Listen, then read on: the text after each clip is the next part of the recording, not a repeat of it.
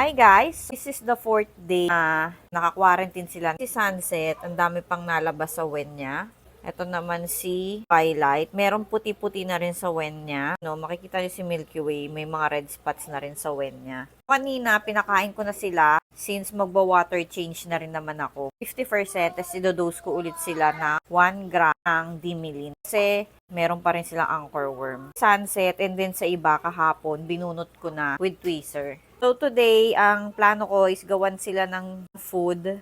Mag-pellet muna sila. Babad ko muna sa probiotics. And then, mag-water change later. Then, ito namang mga mollies, kumain na rin sila. And then, iwa-water change ko na lang sila ng 50%. Ito din, sila kumain na. And then, iwa-water change ko na lang to mamaya 50%. And ito, currently, walang nakatira dyan. Dinose ko lang na Dimilin kasi nga, dyan galing yung dalawang oranda na may anchor worm. Iwa-water change ko yan later 50% and idodose ko pa rin para sure na walang egg na natira. Yun yung update for the 4th day. Thank you for watching and see you again sa next video. Bye!